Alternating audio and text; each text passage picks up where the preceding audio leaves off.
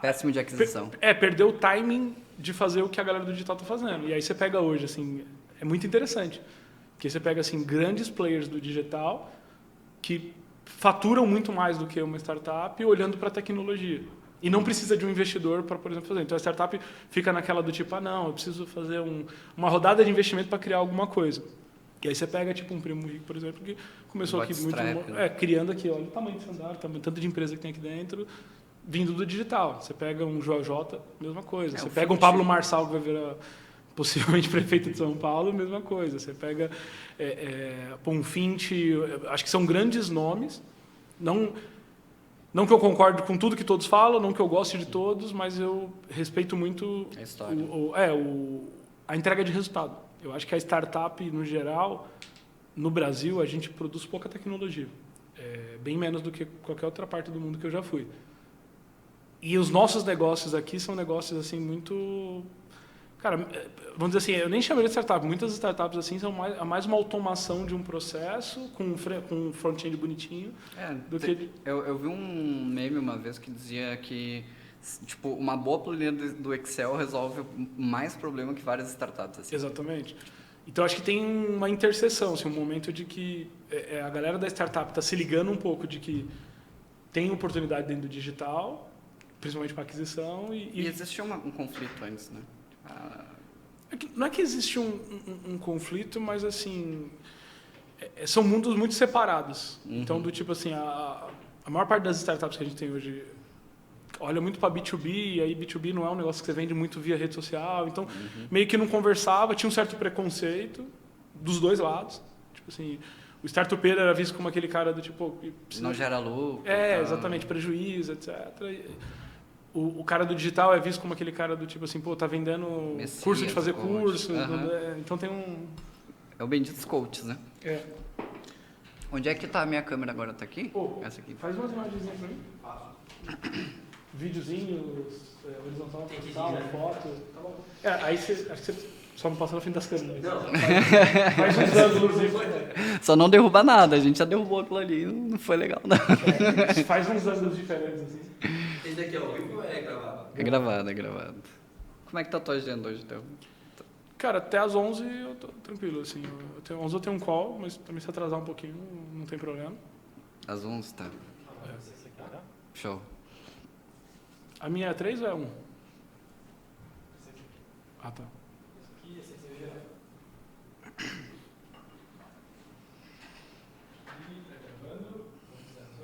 Boa. Não posso tirar, que senão minha esposa briga comigo. Porque eu fico batendo na mesa, e dá, tipo, só que se eu tirar é pior, eu apanho. Gravação ali, esse é um problema. Vamos lá. Seja bem-vindo a mais um Trinity Cast. É muito ruim sozinho.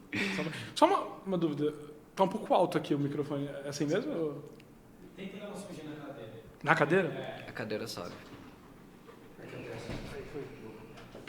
Eu sempre me perco nisso também. Porque tu fica, porra, mas o negócio vai ficar na minha cara, né? Sim.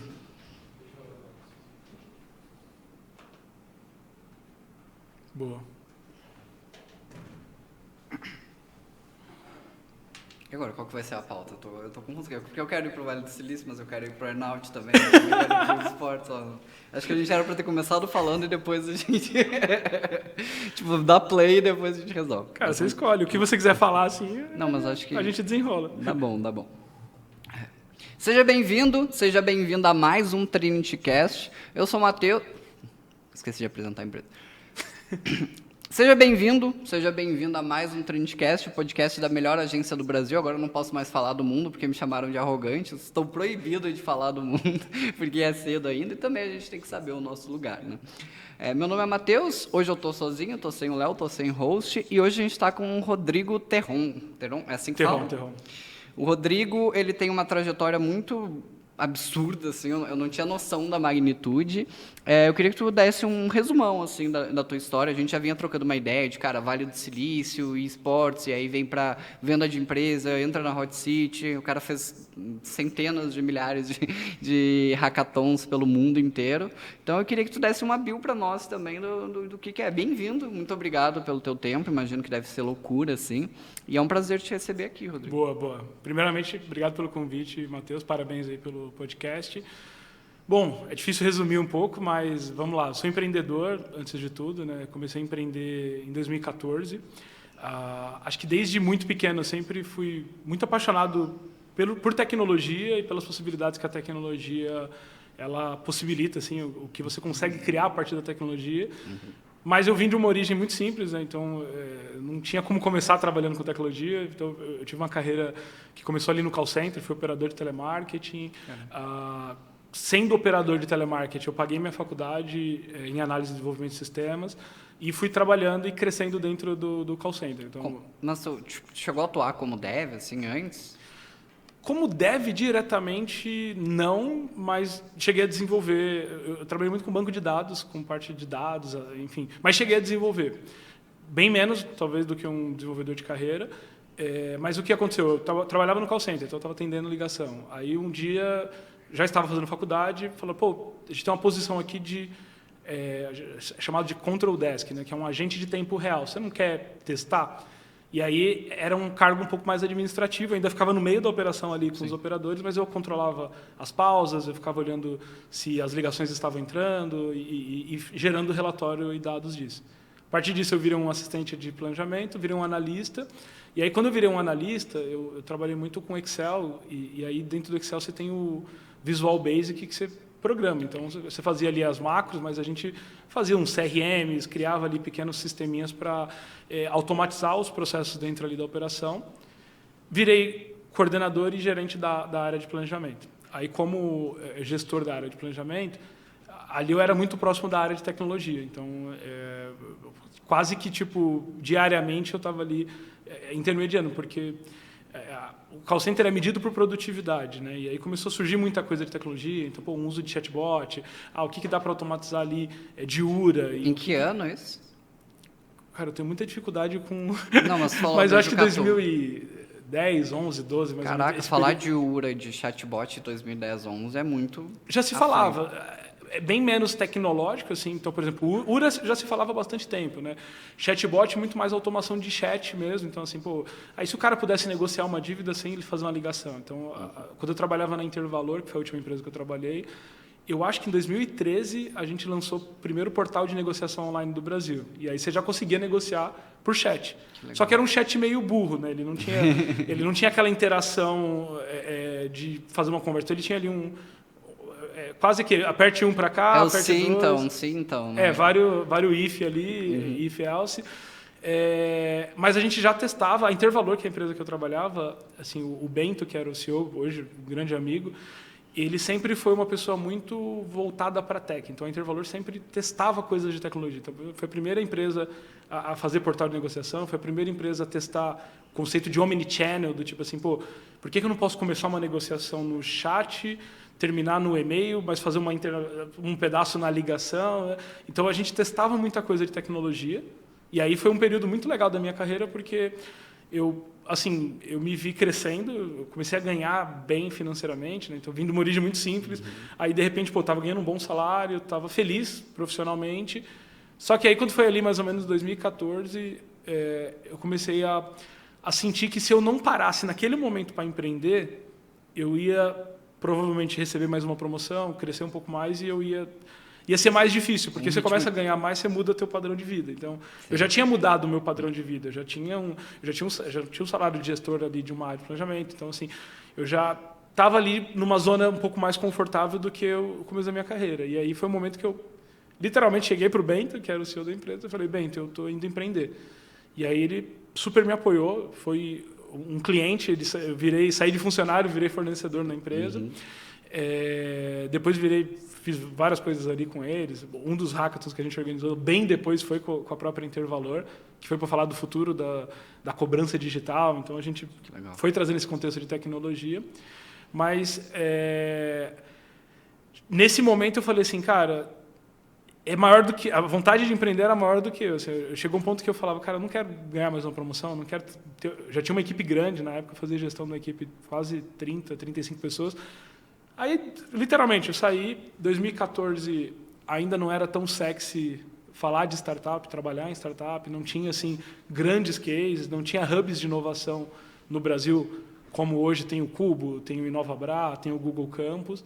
Então a gente começou meio ali quando eu saí da Engenharia Valor, falei, pô, quem que são meus contatos? Eu peguei a lista ali de contatos, comecei a entrar em contato com todo mundo que eu conhecia de mercado, falando, cara, se por acaso você precisar de um site, você precisar de algum serviço de tecnologia, eu fundei minha própria empresa.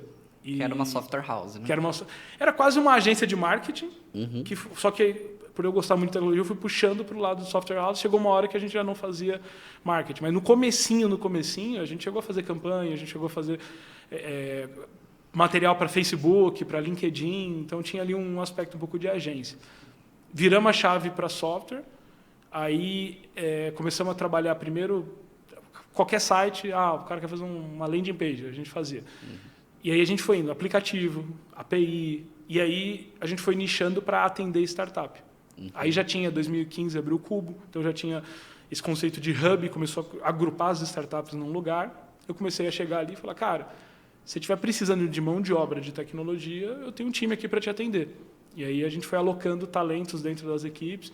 A gente começou a olhar para um período da startup que era aquele período que a startup já tinha um pequeno time de tecnologia, mas que o volume de demanda não supria. Então, ele terceirizava parte dessa demanda. Porque era mais fácil. Antes, a gente atendia pessoas que, eventualmente, eu quero fazer um Uber, sei lá, de alguma coisa. Mas essa pessoa não entendia de tecnologia, não entendia de produto, então eu gastava mais tempo tentando desenhar a solução do que, de fato, desenvolvendo. E isso custava muito caro. Quando a gente chegou no nicho de startup, a gente falou, esse cara já sabe o que ele está fazendo, ele já tem um MVP, né, já tem uma primeira versão da plataforma, ele precisa acelerar.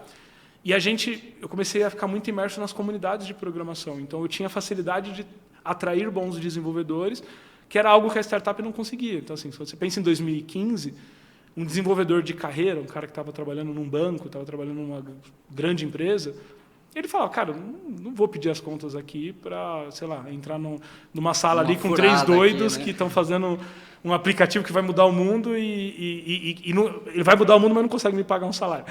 Então, não era tão sexy startup. E aí, acho que esse momento para a gente foi bem legal. E onde que tu te colocaria assim hoje? Quem que é o Rodrigo hoje? É uma pergunta foda para quem é generalista, né? Exato. Mas tu pega na veia, assim, se fosse descrever hoje a tua atuação, teu lugar no mundo, assim, o que tu está buscando? Como que tu descreveria? Hoje eu me considero um empreendedor experiente. Então, nessa jornada que começou lá com a fábrica de software, virou uma startup que a gente passou por uma fusão de empresas, seguido de uma venda de empresa, seguido de alguns investimentos. Então, assim, eu me considero experiente do ponto de vista de empreendedorismo, né? 10 anos, eu acho que é tempo para você se avaliar dessa forma. Sou um entusiasta de tudo relacionado à tecnologia, então, frequentemente estou falando sobre tecnologia, estou palestrando, estou gerando conteúdo sobre o assunto. E hoje, eu acho que eu me coloco numa posição muito de como que eu potencializo empreendedores que, eventualmente, são parecidos com o Terron de 10 anos atrás. Estão ali começando o negócio e, eventualmente, eu errei muito. Do tipo assim, construir empresa era uma loucura, porque assim, a gente se via em alguns momentos muito bom e aí a gente não tinha experiência, aí a gente quase falia, aí perdia cliente, aí, cara, contratava errado, depois contratava certo. Então, eu acho que a experiência que eu tenho, ela me ajuda a direcionar negócios menores para que eles não passem pelos erros que eu passei. E isso acho que é uma parte do que eu me vejo, né, como eu me vejo hoje. Para mim foi muito importante entender como se faz inovação no mundo. Então, nos últimos anos eu tenho assim frequentado os principais hubs de tecnologia e inovação espalhados mundo afora, em especial no Vale do Silício, mas fora do Vale do Silício também. Assim, visitei já empresas, startups, aceleradoras em vários países. Então, também vejo como uma forma de trazer esse conhecimento, ou simplificar, tropicalizar esse conhecimento para o Brasil. Então, acho que é muito isso, assim, né? Trabalhei com educação, né? E eu me vejo muito como alguém que eu posso utilizar os meus aprendizados para potencializar novos negócios. Amo empreendedorismo, amo tecnologia, gosto de compartilhar conhecimento, gosto de trocar conhecimento. Então, eu me vejo muito na posição também de aprendiz. Eu estou o tempo todo aprendendo alguma coisa e tentando absorver novos conhecimentos. Então, tu diria que hoje tu está num jogo mais de causa e menos financeiro, talvez? Sim, de uma certa forma, sim. Eu acho que, tipo, vamos dizer assim, na minha pessoa física, ter feito uma venda de empresa me deu uma série de possibilidades. Então, hoje, vamos dizer assim, quando eu olho para o Terron pessoa física, eu estou tranquilo. Assim, eu alcancei grandes objetivos. Eu nunca tive nenhum objetivo assim, do tipo, não, eu quero comprar uns 5 Porsches, quero ter... Assim, eu estou feliz com o que eu tenho, eu venho de uma origem simples. Hoje eu tenho um conforto de vida que é muito bom, está resolvido. Agora, das minhas pretensões de negócio, eu ainda preciso... Recurso financeiro acaba sendo poder. Então, por exemplo, assim, hoje eu faço ali 4, 5 investimentos anjos por ano, mas eu gostaria de fazer muito mais. Entendi. Então, eu gostaria de... acho que eu olho muito para uma perspectiva de como eu posso ter mais recurso para fazer mais coisas, mas não na pessoa física. A pessoa física está ok. Na pessoa jurídica ali, eu falo, pô, se eu tivesse, sei lá, 30 vezes o meu patrimônio, eu conseguiria impactar muito mais, eu conseguiria comprar empresa, vender empresa, investir em empresa. Essa história é legal que tu trouxe da venda da empresa. Conta pra gente como é que foi isso, qual que foi a empresa, como que foi esse processo, se era uma infoprodutora, se não era, pra gente conhecer um pouco desse... E como é que foi pra ti esse momento, né? Porque até o Flávio Augusto tem muito esse discurso de tipo, ou a empresa quebra, ou ela vende, ou tem a sucessão ali. Como é que foi esse processo de venda? Então, um cara jovem, né? Quantos anos você tem hoje? Eu tenho 32 anos. 32 anos, 10 anos de empreendedorismo, já com uma empresa vendida, vários investimentos anjos. Como é que foi esse processo de venda da empresa? Qual que era essa empresa? Não sei se pode falar. Acho que pode, né? Posso. Eu queria entender um pouco do contexto para a gente contribuir para a galera, porque eu vejo um movimento hoje em marketing digital de M&A muito forte. Cara, bancos querendo acelerar as empresas, a gente está começando a entrar nesse lugar de Venture Capital e até para dar uma contribuição para a galera de como foi o processo de alguém que vendeu 100% da empresa, né? Pelo que a gente estava conversando. Me conta um pouco desse processo. Perfeito. Então, só na linha do tempo, né? Eu fiz a fábrica. Em 2017, a gente viu uma oportunidade de mercado que era um cenário já diferente do cenário anterior. Já tinha muitas startups, já tinha hubs de inovação. As startups estavam começando a crescer e aí as grandes empresas começaram a olhar e falar, pô, se a gente não digitalizar, a gente vai ficar para trás. E aí eu vi uma oportunidade de mercado que era, a gente falou de hackathon aqui, que era o quê? Ajudar tanto as startups quanto as grandes empresas a acelerar esse processo. E o hackathon foi a metodologia que a gente escolheu. Então, um dia eu caí dentro de uma maratona e quando eu saí da maratona, eu lembro que assim, a maratona de programação, para quem não está familiarizado, é uma maratona onde você tem ali um período de, às vezes, 2 ou 3 dias, geralmente no final de semana. Você tem um problema. Então, por exemplo, a gente fez com a Uber, o futuro da mobilidade, como a mobilidade urbana vai afetar a vida das pessoas, etc. Então, você coloca esse problema diante de talentos em tecnologia. E aí você tem 100, 200 pessoas dentro de uma sala, dividida em pequenas equipes, que eles vão resolver esses problemas e propor MVPs ali. Eles vão mostrar soluções. Então, ele vai falar assim, cara, eu criei aqui... Por exemplo, numa das edições do Uber Hack, que a solução ganhadora, ele criou uma possibilidade de um Uber para idosos. Ele falou, cara, a gente está usando AI, isso em 2018, para ajudar os idosos. Então, eles foram para a rua e eles viram que os idosos não conseguiam pedir Uber porque não tinha facilidade com o celular.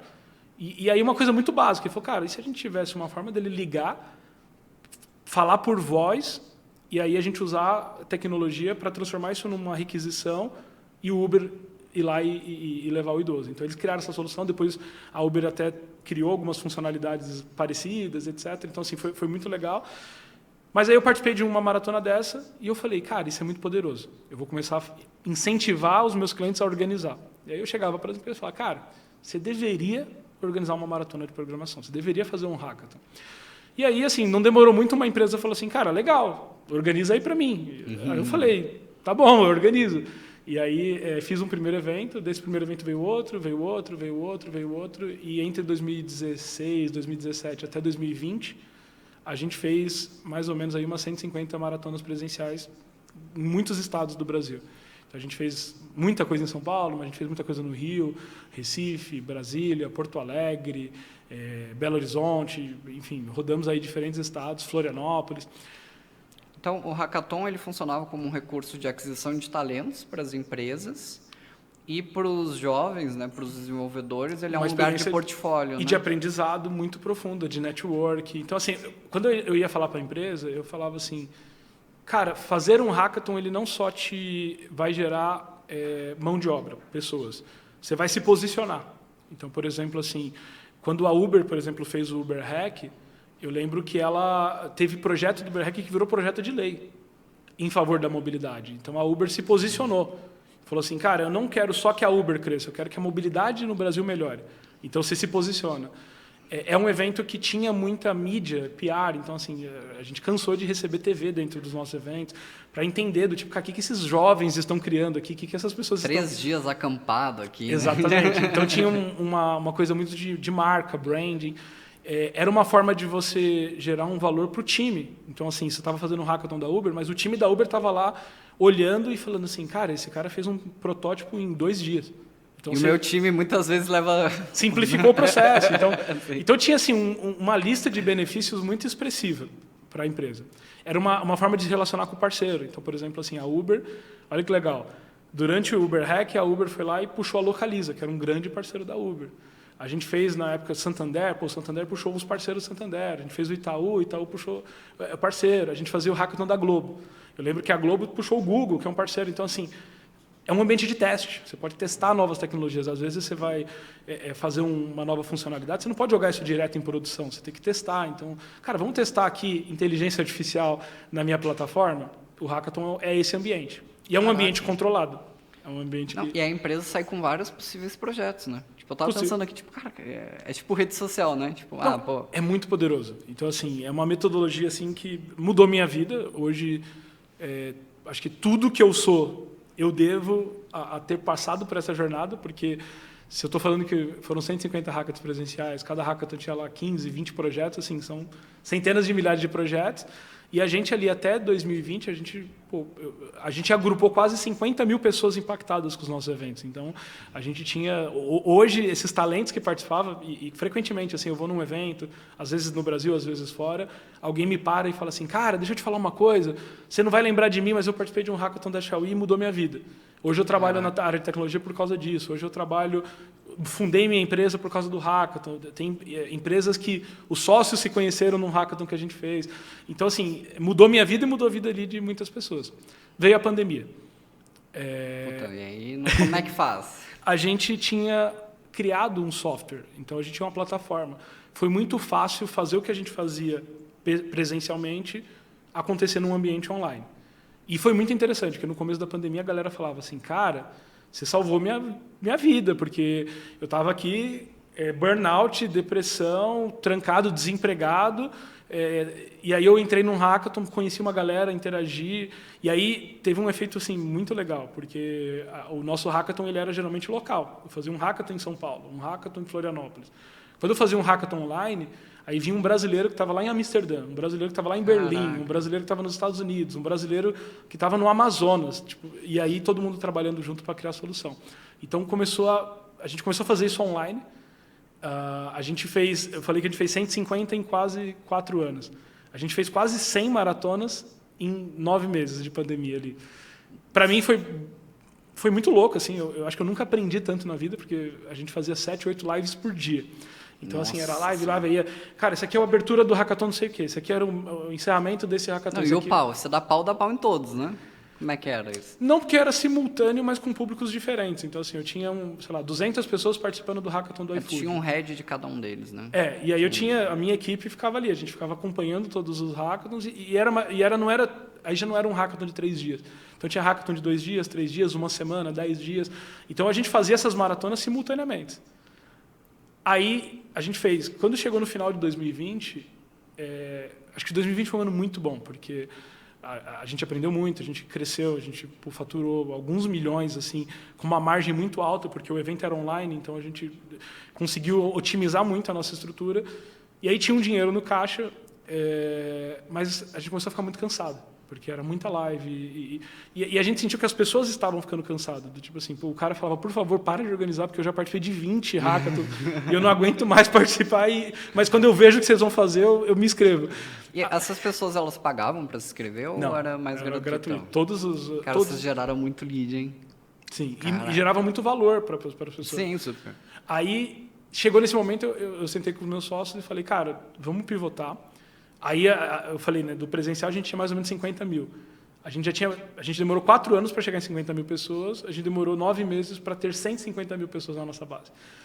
E aí, eu olhei para aqui e falei, cara, vamos trabalhar com educação, vamos ensinar essas pessoas a empreender, ou vamos ensinar essas pessoas a programar, ou vamos ensinar essas pessoas a ter um desenvolvimento de carreira maior. E a gente começou a fazer um business plan de um novo negócio, onde a gente pivotaria a Xiaoyi para uma escola, e aí uma escola de vários temas. A gente começou a desenhar isso, e eu tinha um parceiro, que era a Rocket City.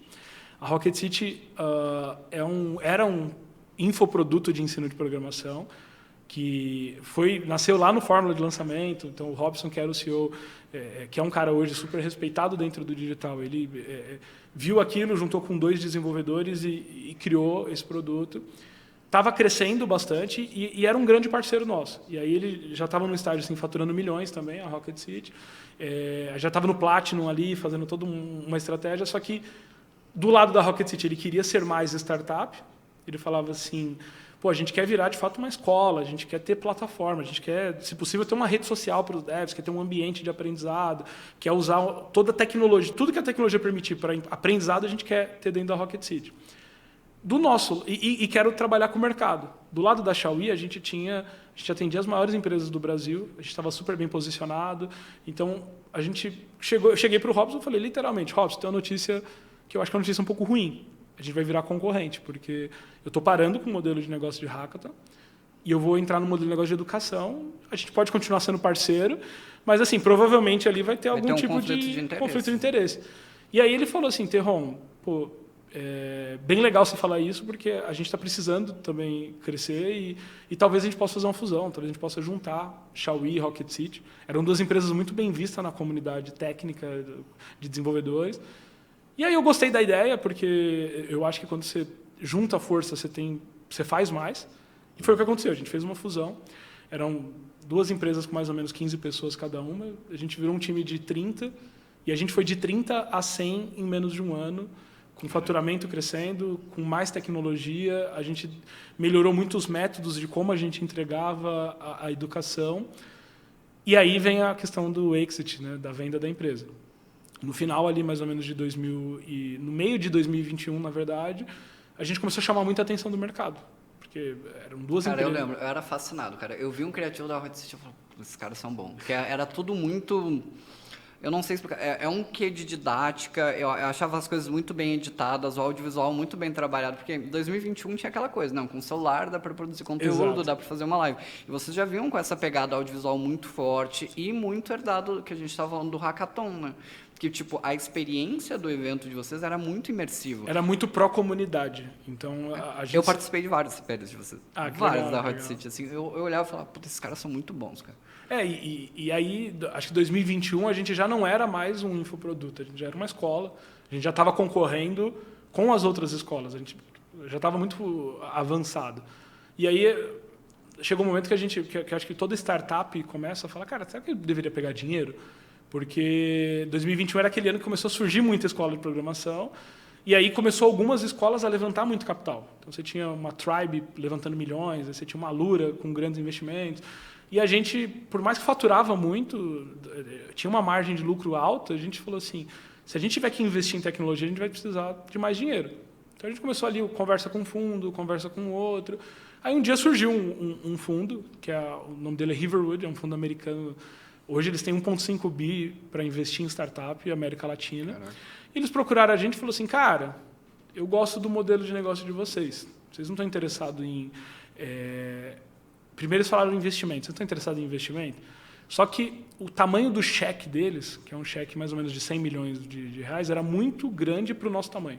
Uhum. Então ele falou assim, se eu for esperar você chegar no tamanho aqui, vai demorar muito. Vocês estavam faturando quanto no ano? Pode abrir? 2021, cara, mais ou menos, acho que na casa de 20, 25 milhões mais ou menos. Um valuation ali de... no múltiplo de 5, mais ou menos? Só que assim, sei lá, vamos colocar... Só que é infoproduto, né? Não, mas vamos colocar que fosse um valuation de 125 milhões. O cheque do fundo era de 100 milhões. Então, assim, tipo, ele teria que comprar 80% do negócio, o que não é comum. Seria comum ele pegar, sei lá, 30% do negócio. Sim. Então, aí ele pegou e falou, olha, tem um caminho aqui. A gente investiu num grupo educacional argentino, que chama Digital House. Eles levantaram muito dinheiro, então eles tinham levantado nesse cheque mais de 100 milhões. Cara, eles querem crescer no Brasil e uma forma de crescer a empresa é fazendo aquisição. Vocês não estariam dispostos a vender a operação de vocês e vir para dentro do grupo e construir junto com o grupo? E aí a gente falou, pô, me parece interessante. Várias reuniões, conversas entre a gente, conversa com o grupo. Como é que foi para vocês? Porque vocês eram meio... Claro, tu tinha uma certa experiência, mas nesse lugar de, pô, os caras gigantes, para ele, aí, tipo, não teve aquele sentimento... Algumas pessoas que eu conheço que venderam a empresa tiveram aquele sentimento de, tipo, cara, eu me senti uma criança naquela mesa. Como é que foi para vocês? Vocês já tinham conselheiros ajudando nisso? Vocês tinham mentores? Vocês tinham, às vezes, um bom jurídico ali para intermediar e alinhar? Porque eu imagino que, claro, vocês já eram mais maduros, já tinha toda a experiência do hackathon. Mas quando tu entra numa negociação com um fundo que compra a nível América Latina aportes de 100 milhões, Exato. Os caras já vêm, tipo assim, eles sabem. É um outro nível, é uma outra sala, né? É um outro nível de conversa. A gente tinha feito a fusão da empresa, né? Então, quando a gente fez a fusão da empresa, a Xiaoyi e a Rocket City, a gente tinha conversado com muito empreendedor que vendeu a empresa, muito empreendedor que passou por esse processo. A gente já tinha contratado um dos melhores escritórios de advocacia que trabalham com M&A no Brasil para assessorar a gente, porque a gente falou, cara, se a gente for captar investimento, a gente tem que estar assim, muito arrumadinho. Então a fusão tinha que ser assim, tinha que ser cirúrgica. A gente tinha que fazer uma fusão de empresa que quem olhasse falava assim, os caras estão organizados. Então isso já trouxe um aprendizado. Quando veio a proposta, eu gosto muito, né, eu gosto muito de receber mentoria, eu gosto muito de trocar. Cara, fui atrás de todo mundo que tinha feito esse movimento. Eu falei, cara, eu preciso conversar com muita gente, fiz muita mentoria. Então entendi o processo e falei, legal, tem o que eu preciso para ir na mesa. O escritório que assessorou a gente na parte jurídica, o advogado era muito, muito bom em M&A, então ele ajudou muita gente na negociação, nos termos, mas foi um aprendizado gigantesco. Então, por exemplo, quando você vende uma empresa, você passa por um processo muito pesado de auditoria. Então, a gente foi auditou contabilidade, auditou resultado, a gente teve que desenvolver uma série de documentos que a gente não tinha. Então, assim, essa parte foi muito difícil, porque eu não tinha experiência, fui aprendendo ali na prática. Mas eu já tinha uma ideia, assim, por já acompanhar a startup, por já estudar muito sobre startup. Assim, você sabe mais ou menos o caminho, né? Mas a gente foi aprendendo meio na prática. E aí foram alguns meses de negociação. A gente decidiu vender 100%, então a gente concluiu uma venda de 100%. Nesse processo da venda, a gente era em 5 sócios. O Robson, que era o CEO da Rocket City, ele negociou uma saída dele, então ele não continuou pós-venda. Aí eu assumi como CEO do grupo. Do grupo não, né? Da Rocket City. E uma das coisas que a gente colocou como premissa, a gente falou, a gente até topa vender, mas a gente quer manter a Rocket City separada. Não quer fazer uma... Tipo assim, não quer virar que a Rocket City vire Digital House, ou o Digital House vire Rocket City. A gente quer manter como uma empresa independente e a gente quer ter autonomia total enquanto os sócios originais estiverem aqui, a gente quer ter autonomia total para tocar o negócio. E aí a gente conseguiu negociar isso, toquei. Quando tu faz essa saída, vocês ficam com... Cara, super iniciante, né? Mas vocês ficam ali com um prolabore de executivo, porque vocês venderam as cotas de vocês da empresa, Perfeito. Né? Na prática é isso que acontece, não é? E essa autonomia seria diante dessa prestação de serviço como executivo, como... Perfeito. A gente negociou uma remuneração que a gente gostaria de ter como executivo. A gente negociou um bônus anual, né, ali que a gente gostaria também de ter como executivo. E aí o que a gente colocou assim, falou, cara, tudo que passar daqui fica no próprio caixa da empresa para a gente reinvestir e continuar crescendo. Então, a gente deixou de ter um prolabore e passou a ter um salário. A gente era um diretor executivo contratado.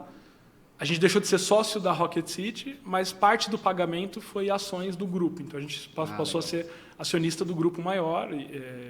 E aí passou a responder para um conselho de administração da empresa, onde tinha os investidores ali. Então, foi uma experiência muito rica para mim, né? Tipo assim, eu estava sentando num board, por exemplo, onde o presidente do Mercado Livre fazia parte desse board. Caraca, porque ele é investidor da Digital House. O presidente da Globan, que é uma das maiores consultorias de tecnologia da América Latina, também era board, estava ali. Então, foi uma experiência muito bacana para mim. Fiquei 2 anos como CEO da Rocket City. E aí chegou um momento que acabou o meu período ali de earnout, né? Que era esse momento que contratualmente você precisa ficar na empresa depois da venda. E aí eu sentei para negociar. Falei, tá, e aí, qual que é o futuro? Só que o mercado mudou muito, a gente começou a ter aqueles layoffs, começou a ficar um pouco estranho assim, o mercado. E a Digital House cresceu um pouco menos do que era projetado. Então, ele ficou um cenário um pouco que eu me senti inseguro de assumir um compromisso muito longo. Então, eu lembro que nas conversas eu falei, olha, eu gostaria de ficar, mas eu gostaria de ficar de 1 a 2 anos a mais. Não queria assumir um compromisso muito maior do que isso, porque até aí eu tinha menos de 30 anos. Eu falei, pô, eu tenho menos de 30 anos, ainda quero empreender em outras coisas, quero ter mais liberdade para tomar minhas decisões. A gente já tinha em mente mais ou menos para onde que tu ia nesse momento? Tipo, ou ia ser tipo, cara, eu vou me encontrar, vou fazer um sabático aqui, descobrir qual que é meu próximo passo? Eu queria ter essa liberdade de pensar muito para chegar em alguma conclusão, porque os 10 anos que eu fiquei empreendendo, eu nunca escolhi muito as coisas, eu sempre fui... Puta, aí eu caí no Hackathon, aí eu comecei a organizar Hackathon, aí não sei o quê, aí eu fiz a fusão. Eu falei, pô, eu não planejei nada, eu queria ter isso, assim, meio... Não foi um sabático, porque eu não parei de trabalhar, mas foi um período, assim, de um ócio criativo, do tipo assim, cara, eu quero me envolver com um monte de coisa, quero dar mentoria, quero viajar, quero pensar bem antes de fundar um novo negócio. E aí, quando eu fui negociar com eles, o grupo falou, olha, a gente tem interesse de manter você como executivo, desde que você fique no mínimo 4 anos. E aí eu queria 1 ou 2. Então ficou, puta, eu quero 1 ou 2, 4. Acabamos não chegando num acordo, eu decidi sair. E quando você sai assim, né? Tipo, pô, tu continua com as cotas, aí acaba o salário, tu tem as cotas lá no trimestre e distribui lucros. Tipo assim, é isso que acontece? Ou tipo, tem um acordo de saída no sentido de, ó, eu tô saindo, eu quero liquidar minhas cotas, estou saindo 100% da operação, eu quero a minha parte, tchau. Não, eu continuo continuo acionista, eu não tenho... Eu só posso vender as minhas ações, eventualmente, se o grupo tiver um evento de liquidez muito grande. Então, assim, o grupo recebeu um aporte muito grande, ou o grupo foi comprado, aí eu consigo liquidar minhas ações e vender. Então, eu continuo sócio do grupo, não tenho mais remuneração, não tenho mais salário, porque eu saí e assim... Não estou tão próximo, mas eventualmente se eles precisarem, eu sou sócio, estou ali para ajudar. Porque afinal tu tem uma fatia do bolo. Exatamente. Né? É do meu interesse que continue crescendo. Legal. E foi nesse período que surgiu a Los Grandes? Como é que foi assim? Como é que tu foi parar nos esportes também? Legal. Foi mais ou menos nesse período. A Los Grandes foi um dos investimentos que eu fiz após a venda. Eu sempre tudo na minha carreira sempre teve uma tese muito forte de construção de comunidade. Então lá, tipo... Os esportes é prato cheio, né? Tipo, Xiaoyi, 50 mil, aí virou 150 mil, aí Rocket City, a comunidade da Rocket City é uma comunidade de mais de 1,2 milhões de devs. Então, quando eu conheci a Los Grandes, conheci o Rodrigo, que é o fundador, né, o El Gato, a Los Grandes já tinha mais ou menos ali cerca de 10 milhões de torcedores. Então, quando eu olhei aquilo, eu falei assim, cara... É uma comunidade gigantesca. Só que a Los Grandes não foi estruturada para ser uma organização de esportes. Então, o Rodrigo ele era um produtor de conteúdo, um influenciador, e ele jogava Free Fire, e aí ele cresceu muito, ficou muito famoso dentro do jogo, e ele montou um time para jogar campeonato. Estava começando a surgir os primeiros campeonatos, ele montou ali uma equipe, onde ele ia lá e jogava com a equipe. Chegou um momento que ele falou, pô, não estou afim mais de jogar na equipe. Ele saiu e colocou um outro player no lugar. E aí a Los Grandes acabou virando uma equipe muito tradicional do Free Fire, um dos primeiros times, e tinha essa comunidade de 10 milhões de pessoas ali em volta, muitos torcedores, etc. Só que uma organização, ela tem que ter um processo de evolução. Então, quando você vira uma organização de esporte, você tem que pensar assim, do tipo, quais são os principais jogos? Aonde que eu tenho que estar... Como que eu entrego e gero valor para um possível patrocinador? Como que eu produzo conteúdo de uma forma que é relevante? Então, isso exige ter uma estrutura, uma equipe, e a Los Grandes era quase que uma empresa assim, familiar. Né? Tinha ali uma pessoa que fazia uma tomada de decisão, mas tinha um irmão do Rodrigo que ajudava, tinha uns amigos, os próprios influenciadores ali. E aí o que eu fiz foi, depois de investir, meio que conduzir a Los Grandes para um caminho de ser um pouco mais profissional. De negócio mesmo. De ter um modelo de negócio. Acho legal a gente fazer um disclaimer para quem é totalmente alheio. Totalmente né? por fora. Quando a gente está falando de esportes, a gente está falando de profissionalização de profissionais de videogame. Então, o caso que ele trouxe, o cara veio do Free Fire, que é um jogo de celular, um jogo de tiro. A partir disso, ele criou uma empresa, essa empresa que contrata social media, que contrata designer, que tem uma estrutura, tem uma marca, tem os influenciadores, é uma grande hub de vários influenciadores, né? Que competem também. E Exatamente. a competição eu acho que é um dos fatores de sucesso, porque o cara tem que estar em mídia, né? Ele precisa estar em exposição. E na pandemia, acho que tipo a indústria, né, de games, competições, influenciadores cresceu muito. Então, foi um momento assim que entrou muito em evidência. Então, a galera ficou em casa, começou a assistir campeonato, começou a assistir live na Twitch, live no YouTube. Então, isso cresceu bastante. Aí eu vim para fazer esse processo, eu investi. Só que a Los Grandes precisava mais do que só o investimento, ela precisava de ajuda. Porque esses caras, normalmente, eles não têm um modelo de negócio, né? Como é que é o modelo de receita? É patrocínio e transferência de jogador, tipo Lei Pelé ali e bora? Acho que tem, hoje, né? Mudou muito a indústria, porque, por exemplo, quando eu cheguei lá em 2021, você tinha, por exemplo, muita receita que vinha das próprias plataformas de live. Então, isso gerava receita. Você tem receita vindo de skin, você tem receita vindo de patrocínio, de publicidade, você tem, sim, muita venda de player. Eventualmente, alguns jogos você ganha parte dos lucros do jogo, então você tem acesso ali à receita dentro do jogo. Então, tem N formas, mas o principal, que é algo que a gente vem há 3 anos trabalhando na Los Grandes para entender como fazer, é assim, eu tenho 10 milhões de pessoas, como que eu monetizo essa base, como que eu monetizo essas pessoas que estão ali, que acreditam e que elas querem, do tipo assim, quando a gente fala assim, cara, se você comprar esse produto, você vai ajudar o time, ela entende que aquilo é importante. Então ela fala assim, é uma forma de eu ajudar a minha equipe, eu preciso comprar um mouse.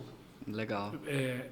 Eu posso comprar qualquer mouse, eu posso comprar um mouse que ajuda a equipe que eu torço. A se manter. Que é um pouco hoje como é o futebol, muito como é parecido outras com o modalidades. futebol. Mas aí a gente vem estruturando isso há 3 anos. Hoje eu não trabalho dentro da estrutura da Los Grandes, mas eu sou sócio e conselheiro. Qual que é o tamanho da indústria, para a galera ter uma ideia assim, dos esportes? Eu lembro que uns 6 anos atrás era uma indústria de 2,5 bilhões, eu acho. É que, assim, a indústria de games, ela é muito grande. Então, por exemplo, assim, você tem muito mais pessoas que jogam os jogos do que pessoas que competem profissionalmente. 0,2%. Exatamente. Então, quando você fala de games, a indústria de games, ela não tem um número atualizado, porque muda toda hora esse número, mas assim, ela é maior do que a indústria do cinema e da música junto. Caraca. E tem um porquê disso, porque assim, você consome o cinema, você consome a música, e aí, sei lá, você eventualmente compra, assina um Netflix, etc. Você está gerando receita para essas indústrias. Quando você olha para o game, você comprou o jogo. Mas quando você comprou o jogo, aí você vai lá e fala, caramba, eu não tenho nenhum item aqui. A gente fala, o personagem está pelado, né? Não tem... Aí você vai lá e fala, vou comprar uma roupinha. Um jogo de tiro, cara, eu vou comprar uma arma X, uma arma Y, eu vou trocar isso. Então, assim, durante o período que você joga o jogo, você gasta dinheiro. Então, você está ali, aí compra, aí saiu a coleção nova de roupa, aí você vai lá e gasta de novo. Agora saiu o item raro que só vai sair agora, aí você vai lá e gasta de novo, aí você vai lá e gasta de novo. Então, você movimenta muito dinheiro dentro da indústria. E esportes não é tão grande assim. E esportes, assim, hoje a gente deve ter mais ou menos no Brasil umas 10 grandes equipes, mas, assim, globalmente falando, o esportes ainda é muito novo. E, no geral, a gente não aprendeu ainda a monetizar da forma correta. Então hoje... As organizações de esportes, é uma hipótese, elas operam em lucro ou muitas ainda estão jogando para brecar? Muitas operam em prejuízo. Muitas operam em prejuízo. Porque aí tem um fator de competição. Então, por exemplo, assim, se você tem boas equipes competitivas, você aumenta a chance, porque aí você tem acesso a prêmios, se você tem excelentes jogadores, você tem acesso a negociações melhores, mas custa mais caro. E aí, assim, a gente... E é um custo fixo alto, né? Bem alto. E a gente compete, o game, o eSports, ele é global. Então, a gente compete com organizações dos Estados Unidos, com organizações na Europa, que tem patrocínio em outra moeda. Então, Do tipo assim... É meio desleal, né? Você vê bem cinco- desleal. Tipo, e lá também eu acredito que as empresas já viram como uma oportunidade de negócio, ou ainda não também. Quando a gente olha Coreia... É melhor do que no Brasil, mas assim, por exemplo, o que aconteceu pós-pandemia, os números eles ficaram tão grandes de consumo de live, de influenciadores, que ficou tão caro que se tornou insustentável. Então, assim, hoje, globalmente, a indústria passa por um momento muito difícil. Então, teve muita organização, assim. Parece um colapso mesmo. Teve organização, por exemplo, americana, cara, que ganhou o campeonato mundial, que é o auge do tipo, no dia seguinte dispensou a equipe porque não conseguia pagar Caraca. para manter aquela equipe com aquele salário. Tem que amar muito, né? Tem que ter muito amor pela camisa, assim, porque se for pelo negócio, a conta não fecha. Exatamente. E é curioso porque, pra galera que não tem noção de dimensão de números, a estreia do Brasil no Mundial de LoL em uma live de React do Ilha das Lendas, lá bateu 220 mil pessoas ao vivo. Zero tráfego, só comunidade... Cara, É uma Twitch. comunidade que gosta muito, globalmente também, né? Se você pega um campeonato mundial, assim, você tem centenas de milhares de pessoas assistindo em vários idiomas e cara, é muito legal. Acho que, no geral, assim, a geração Z, a galera mais nova, já nasceu consumindo game. Então, assim, eu não sou nativo digital, eu tenho 32 anos. Então, assim, eu, por exemplo, não nasci com celular, não nasci jogando. Então, da minha idade para cima, é menos. Não, Agora... mas a minha realidade, eu tenho 25. Cara, eu e meus amigos, a gente não se reunia pra assistir futebol, a gente se reunia num bar pra assistir final de CBLOL. Exatamente. Tipo, já é outra vibe. Tipo, a gente já vê mais pessoas sonhando em ser sei lá, o Nobru, Fallen, o Gaules. Fallen, o Gaules, do que querendo ser o Neymar, por exemplo. Claro que o Neymar hoje em dia também não é um grande exemplo. Assunto polêmico. Mas, cara, eu vejo, a minha geração já tem muito disso. Tanto Aí que você pega assim, o próprio Neymar, ele é sócio hoje de uma organização de esportes, ele joga. O Ronaldo, o fenômeno, joga game. ele Então, veio assim, pra CNB, né? ele faz live jogando. Então, assim, é uma indústria que está em desenvolvimento. Então, assim, para mim, não é uma aposta de curto prazo. Assim, é muito divertido, é muito legal, mas é um jogo que eu falo isso, o torcedor fica muito bravo, porque cara, é um jogo de 10 anos, assim, é um jogo que, tipo assim, até a indústria... Porque, assim, o que acontece? É uma questão de geração. Então, hoje, por exemplo... Quem consome não está ativo economicamente, né? Exato. E não só isso, não está no poder. Então, assim, por exemplo, hoje, se eu quero um patrocínio de uma marca... Eu quero patrocínio da Audi, por exemplo.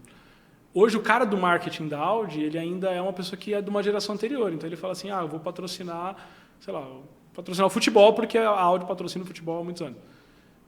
Só que a galera que entende e gosta de games está começando a chegar nessas posições, está começando a assumir as áreas de marketing, as áreas de patrocínio. Então, é uma tendência, naturalmente. Da troca de no geração. futuro, a gente já tem patrocinadores hoje da Los Grandes que o decisor já é alguém que já nasceu jogando, que gosta, que acompanha. Então, está caminhando para isso. A gente só contrata jogador de LoL na empresa. Então, Tipo, a nossa cultura... Porque eu vim dos esportes, né? Meu primeiro emprego lá foi no comercial e marketing de um time de esportes, montei equipe, uma jornada parecida com o Elgato, só que ele deu certo e eu não. A Submarino me engoliu e me tirou, né? Bem o ano da Submarino, a gente jogou o Qualify. A gente tem essa cultura de que, cara, a gente pega o cara que competiu um pouco, tipo assim, T3 ali, universitário, que a gente entende que esse cara tem um perfil mais resiliente, ele pensa mais rápido. Cara, todos. o jogo você tem que ter um nível de precisão muito alto, você tem que ter muita resiliência, que você vai perder e ganhar. Trabalha em equipe, a parte Trabalha em comportamental desenvolve muito, então a gente tem essa premissa. Eu tenho 7 jogadores de LoL que são gestores de tráfego. A gente Tem um joga time. a gente brinca, a gente tem um grupo informal que é o Trinity Sports, assim. Que legal. Que a gente joga toda semana, cara. Não, você sabe que isso é uma tendência, né? Então, hoje já tem universidades, assim, principalmente acho que universidades americanas, que eles já enxergam, assim, nos Estados Unidos tudo é esporte, né? Então, você vai na faculdade, você tem o time de tênis, o time de natação, o time de futebol americano, o time de basquete, e você tem os times já de game. Então, você já tem bolsas em universidades americanas que são bolsas que eles dão para pessoas que jogam pela universidade. Então, acho que tem um movimento, assim, que é o que eu falei, é uma indústria muito nova, mas que vai se consolidar, e aí entra nesses pontos que a gente está falando, né? Jogar, ele vai desenvolver algumas habilidades. É assim como o Hackathon, a maratona de programação, o talento que participa da maratona de programação, para mim, ele é um talento mais preparado para o mercado. Quando eu pego alguém que participou, eu falo, pô, esse cara é muito curioso, ele testou muita coisa, ele sabe trabalhar em equipe, ele sabe trabalhar sob pressão. O game é um pouco parecido. Então, assim, você tem empresas como o Google, por exemplo, a gente falou um pouco de Vale do Silício, o Google tem hoje uma política, assim, dentro do processo seletivo, de priorizar muito pessoas que têm hábitos voltados para a competição. E aí pode ser qualquer competição, desde esporte. Então, assim, é muito comum, assim, uma das visitas que eu fiz do Google, por exemplo, eles têm... Achei isso muito maneiro, assim, do tipo, no campus eles têm uma piscina que é uma piscina que é quase uma esteira, assim, que o cara fica dentro de uma esteira.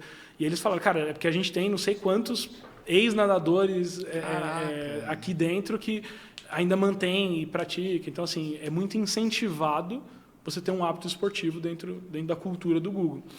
E a questão do game, eu acho que é muito isso, assim, você desenvolve ali skills importantes que você vai usar na tua vida em várias áreas. E hoje tem isso, assim, por exemplo, hoje um dos sócios investidores da Los Grandes, depois que eu entrei, eu trouxe outros investidores, é mais ou menos a mesma situação. Ele tem uma empresa hoje que ele tem quase 100 colaboradores, boa parte desses colaboradores são gamers, boa parte são geração Z. E aí, quando eu conversei com ele, eu falei assim, cara, por que você não vira sócio de uma organização? E ele falou assim, cara, genial isso, porque está super alinhado com o que a gente acredita. Ele falou assim, automaticamente o time dele virou torcedor do nosso time. A gente tem patrocinadores também, por exemplo, a gente tem um patrocinador que é uma empresa que eu sou investidor, que é a NG Cash, que é um banco digital voltado para a geração Z, que assim, no final do ano eles deram uma camiseta da Los Grandes para todos os colaboradores, porque a Los Grandes virou... Um canal de aquisição deles também. Um canal de aquisição, mas mais do que isso, assim, virou algo que quem está lá dentro torce para dar certo. Então, eu acho que é isso, a indústria ainda é muito nova, tem alguns desafios, assim, olhando para frente, mas, ao mesmo tempo, eu não acho que ela vai... Eu acho que ela pode demorar para crescer na velocidade que as pessoas imaginavam. Eu não acho que ela vai sumir, por exemplo, porque eu acho que a tendência é que mais pessoas que jogaram nas suas infâncias, que jogam hoje e estão no mercado, queiram que a indústria tenha uma importância maior. Assim. Faça parte da vida deles, né? Exatamente. Aí fazendo esse paralelo, né? Tipo, o que a gente pode trazer dos esportes para a tecnologia? Muito a parte de comunidade, né? É um mecanismo de aquisição, né? Community Lead Growth ali, que eu tenho um crescimento orientado à comunidade, eu gasto menos com mídia, eu gasto menos com marketing de influência, porque eu tenho a comunidade grande ali, eu não preciso investir em aquisição, então é CAC zero, em teoria, para publisher, né? Para produtora do jogo. Eu queria fazer esse paralelo com, cara, o que tu está aprontando no Vale do Silício agora? Qual que porque tu acabou de falar, acabei de voltar do Vale do Silício aqui e tal. O que vocês estão aprontando lá de tecnologia? O que vocês estão querendo trazer? Porque você já me falou, eu quero ver coisas que fazem sentido trazer para cá. O que tu tem observado de tecnologia e fazendo esse cruzamento com o mercado e o momento que a gente vive de digital, de tudo? Assim. Legal. Cara, assim, o Vale do Silício, para quem não sabe, né, é uma região ali na Califórnia, né, muito próximo ali de São Francisco, onde tem a maior concentração de empresas de tecnologia do mundo e de fundos de investimento e de startups. Então, assim, é um lugar muito importante. É onde está o Facebook, Meta, é onde está o WhatsApp, é onde está a Apple, é onde está, tipo, enfim, quase todas as grandes empresas de tecnologia que todo mundo usa e que muda a vida. Onde está o Netflix. Então, eu vou muito para o Vale do Silício, assim, já há muitos anos, né? Tenho pelo menos, 4, 5 vezes no ano estou naquela região, porque o paralelo que eu faço assim, é como se fosse uma máquina do tempo, onde eu vou alguns anos para o futuro, e aí, assim, estando no futuro, eu tenho acesso ao que vai acontecer aqui no Brasil ainda, então...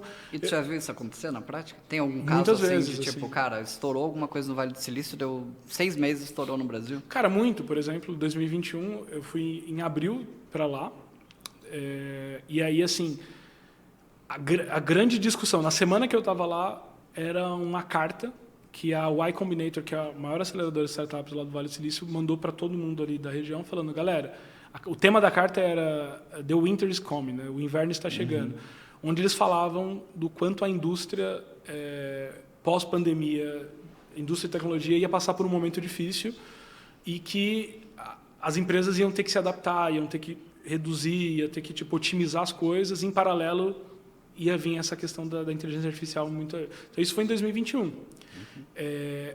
Eu vim para o Brasil, eu lembro que eu falei assim, cara, eu tenho uma informação importante, eu preciso tomar alguma decisão aqui. Então, eu comecei a mudar a forma de gestão que eu estava fazendo na Rocket City. Então, a gente estava numa questão de contrato. Eu falei, cara, segura, vamos melhorar os processos, vamos organizar.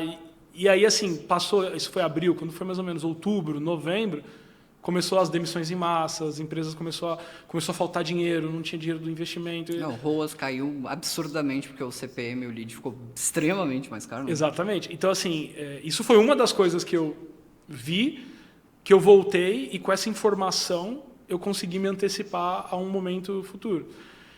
Esse momento agora de inteligência artificial que está bombando, etc., isso já está ali já há alguns meses. Então, assim, eu fui para lá no final do ano passado, já tinha uma discussão.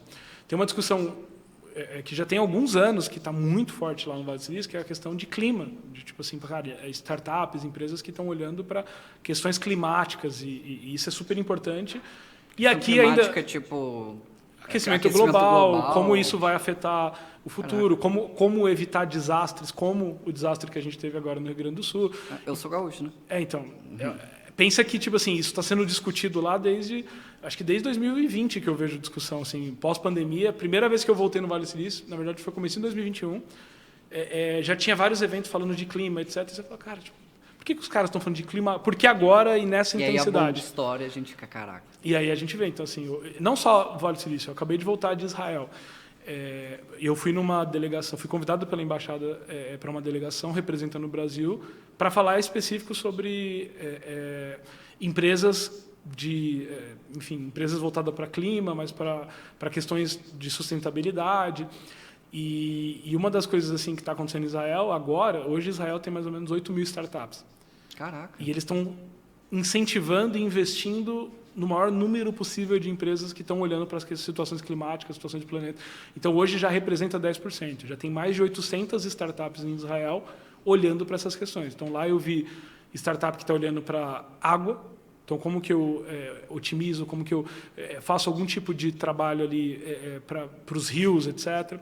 Eu vi uma startup, cara, bizarra. Os caras estão desenvolvendo hardware IoT para abelhas, porque tem uma questão da polinização, é isso, que a abelha faz, que tipo, se abelhas estão morrendo e aí você faz menos isso e aí você afeta a agricultura como um todo. Legal. E aí eles têm na apicultura você tem umas caixas que ficam as abelhas, e eventualmente quando uma abelha rainha morre, se você não identifica isso rápido, você perde 50% das abelhas ali muito rápido. E aí, se você coloca isso vezes milhões de caixas espalhadas pelo mundo, você está perdendo o número de abelhas que você perde é muito alto, e isso afeta diretamente a agricultura, porque o mel, você pode fazer um mel de outras formas. Agora, o processo que a abelha faz, só a abelha faz. E aí os caras criaram esse sensor que fica dentro da caixa, monitorando o som, e aí quando a abelha, por exemplo, eventualmente morre, a abelha rainha, o som que a abelha produz é diferente, porque ela começa a ficar agoniada, e aí eles identificam e tomam uma ação antes das abelhas morrerem. O que seria essa ação? Tipo, colocar outra rainha, sei lá. Exatamente, é quase isso, né? É substituir o ambiente, colocar elas numa forma que legal, que faz. Então, assim, é um negócio que é super tecnológico dedicado para o agro. Eu fui num centro de pesquisa voltado para questões agrícolas em terrenos áridos. Então, assim, aquecimento global está aí, o número de desertos e espaços áridos vai aumentar e a gente precisa continuar plantando. Então, assim, como que a gente faz? Então, os caras criaram um dispositivo baseado em energia solar, que ele está plugado na planta, e aí ele avalia a temperatura da folha da planta, a temperatura do caule da planta e a temperatura do ar, e aí a planta controla esse dispositivo para saber se o dispositivo tem que dar sombra para a planta ou ele tem que deixar a planta ficar exposta ao sol, para acelerar a fotossíntese e você conseguir ter um crescimento de uma planta numa região desértica. Então, assim, são coisas que estão acontecendo. Então, hoje, 10% das startups em Israel já são startups que estão olhando para essas situações. Outra questão... A planta meio ciborgue, assim, né? A planta... Literalmente, o cara olhou e falou assim, cara, a planta controla o dispositivo. Como? Aí é baseado na temperatura. Então, se a temperatura da folha, sei lá, está muito alta em relação à temperatura do ar, tem que ter sombra. Se o contrário, tem que ter sol.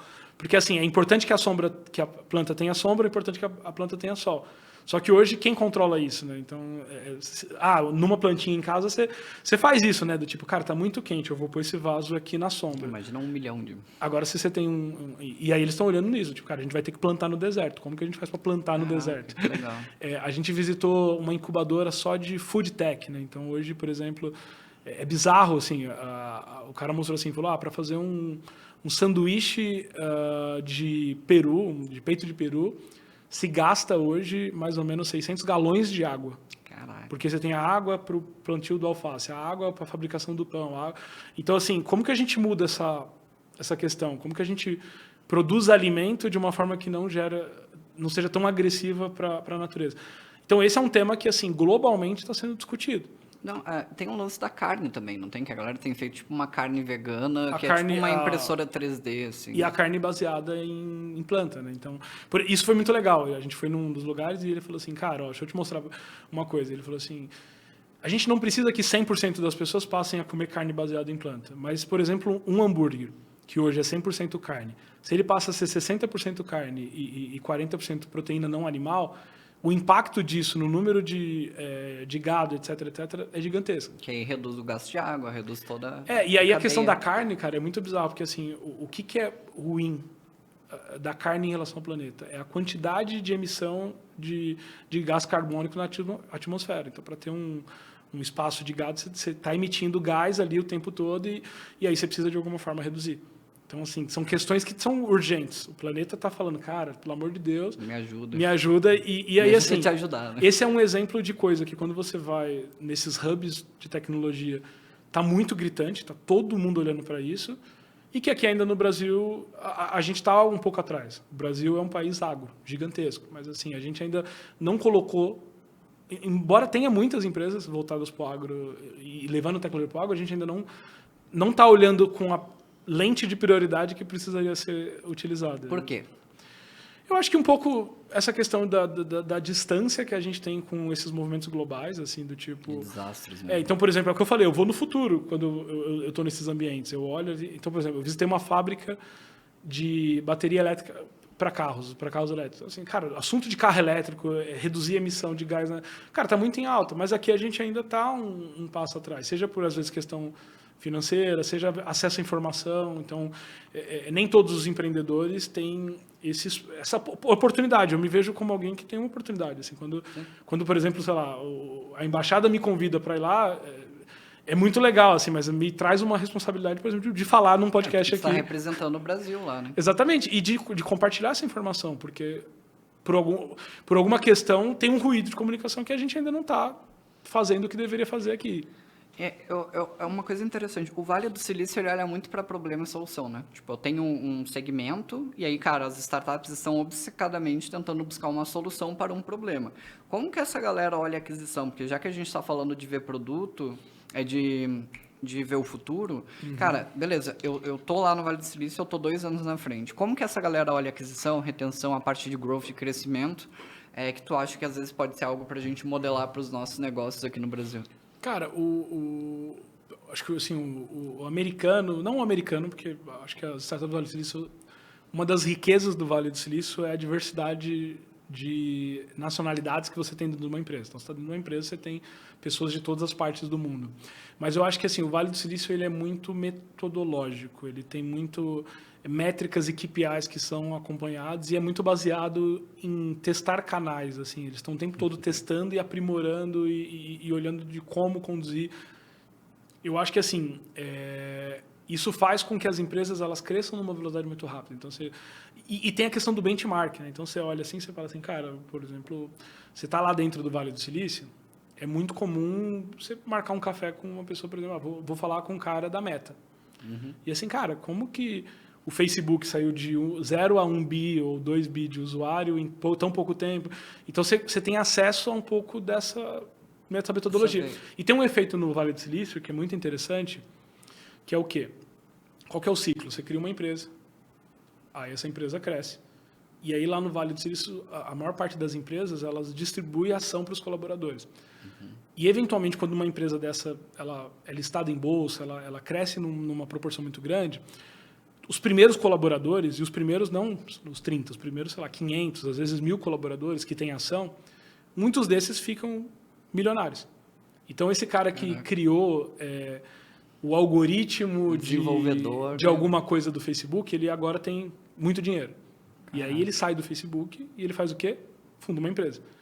E aí funda outra empresa. Então, você tem hoje, por exemplo, a origem, né, o coração do Vale do Silício, que é a Universidade de Stanford, fica ali em Palo Alto.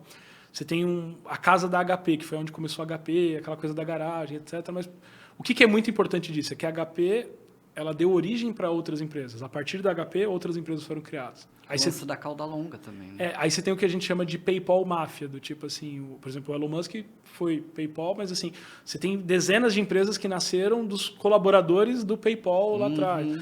Então, você tem um efeito de multiplicação, que a gente está começando a ver isso no Brasil. Então, você tem empreendedores como eu, por exemplo, que fiz uma empresa, cresci uma empresa, vendi uma empresa e agora eu estou multiplicando esse conhecimento. Tem pessoas que trabalharam comigo nas empresas que eu fundei e que fundaram outras empresas. Então, é uma cadeia, né? É uma cadeia. Só que lá isso acontece numa esfera numa exponencial. Velocidade absurda, né? Exatamente. E tem uma parada que eu acho legal também, que até a Hotmart trouxe isso. Se a gente olha o Galaxy lá, que são os 15, os 25 maiores, eles falaram uma vez que, cara, os 25 maiores sempre são as mesmas pessoas, mas são as mesmas pessoas em empresas diferentes.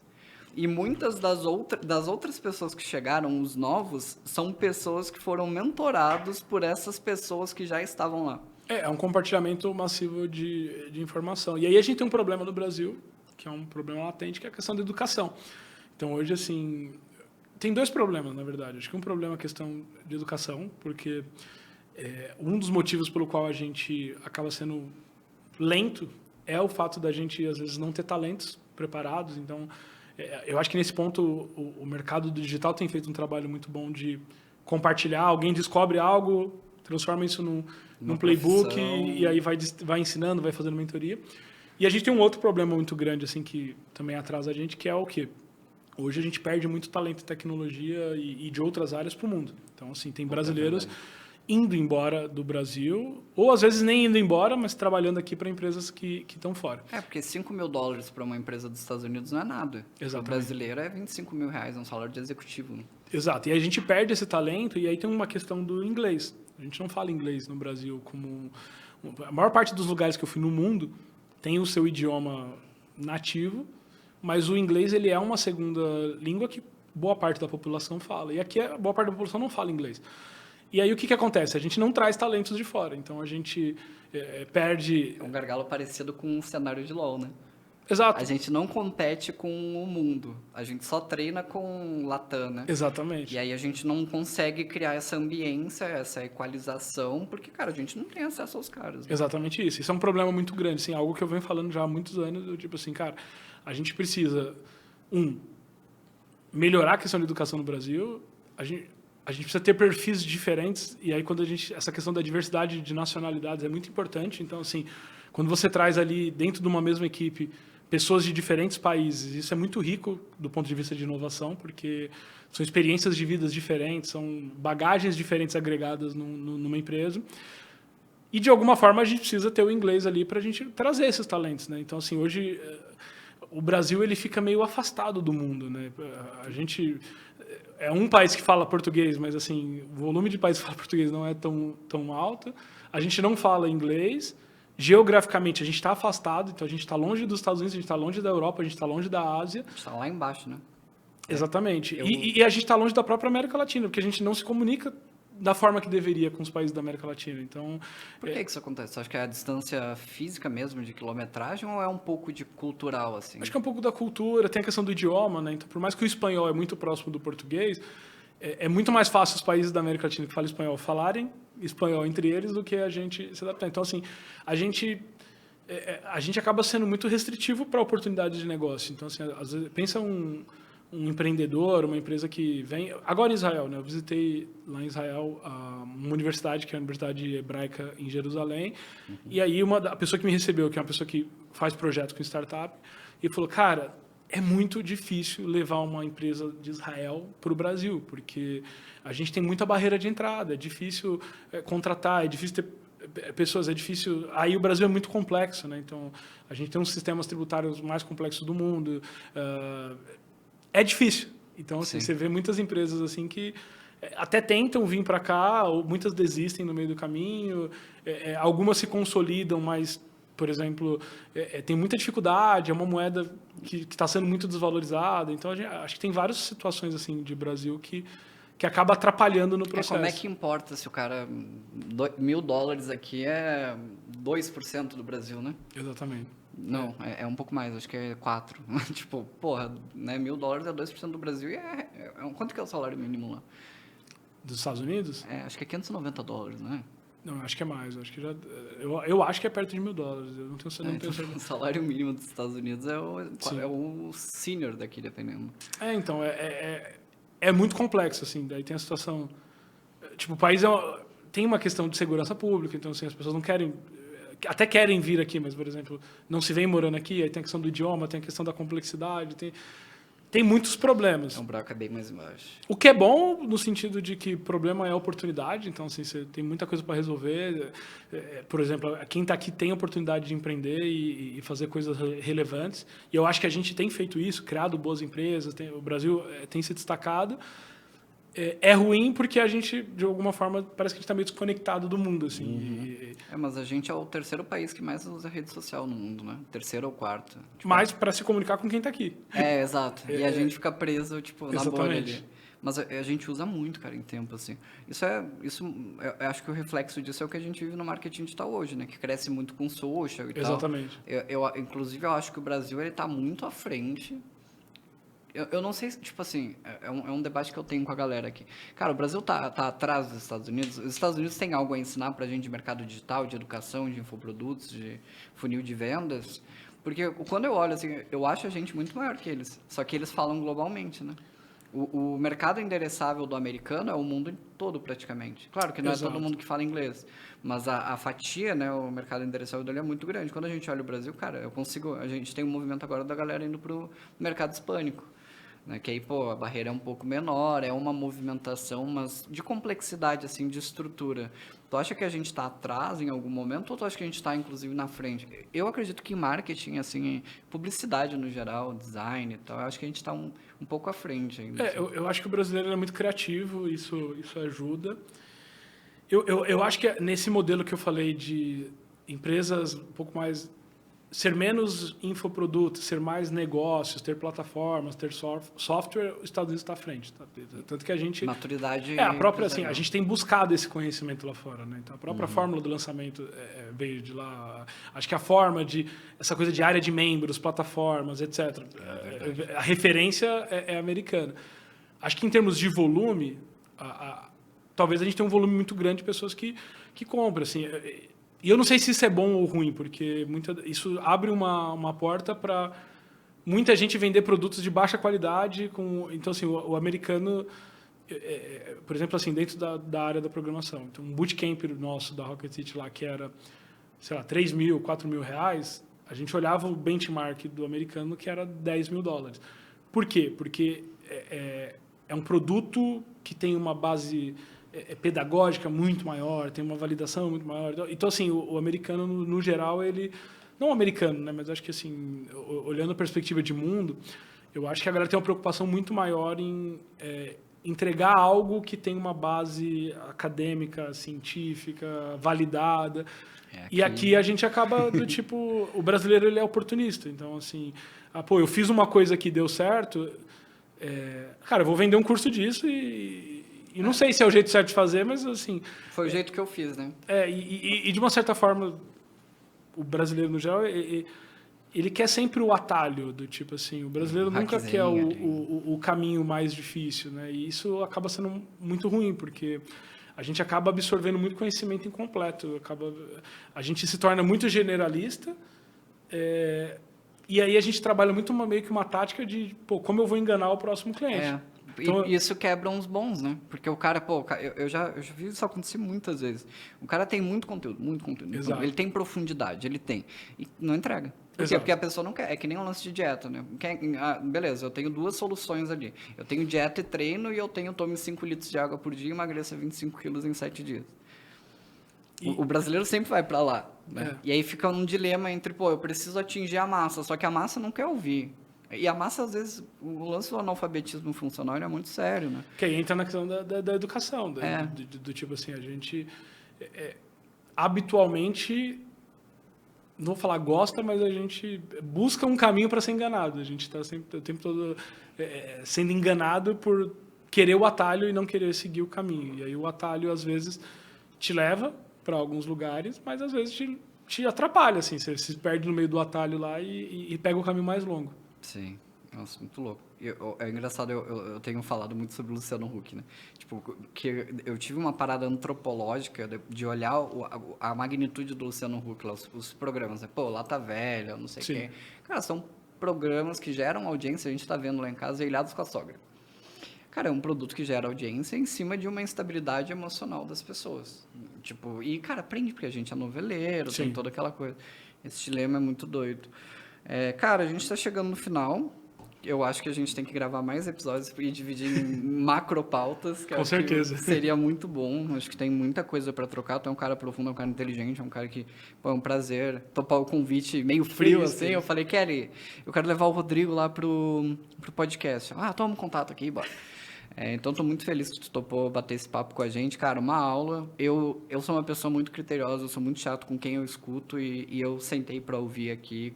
Pô, que legal. Muita admiração mesmo. Não, obrigado pelo convite, obrigado pelo E, cara, faz o teu jabá aqui pra galera que quer continuar te acompanhando, quer aprender mais contigo, quer transformar, né? Mudar de vida. Com certeza. Assim, hoje eu tô em todas as redes sociais. Eu não sou aquele produtor de conteúdo que você vai ver muito conteúdo, mas normalmente eu tento compartilhar boas coisas. Então, assim, sempre que eu tô em bons eventos, enfim, tô mundo afora, vejo coisas interessantes, eu tô ali sempre tentando compartilhar. Então, tento compartilhar no meu Instagram, também compartilho... @Rodrigo Terron mesmo, em todas as redes. Legal. Tento compartilhar no meu LinkedIn, então acho que quem quiser se conectar, fica super à vontade. Quem quiser, eventualmente, me abordar, mandar uma mensagem, trocar, acho que tem muito espaço para isso. Eu gosto muito do digital, eu acho que tem, assim... a gente está chegando num momento que é esse momento de...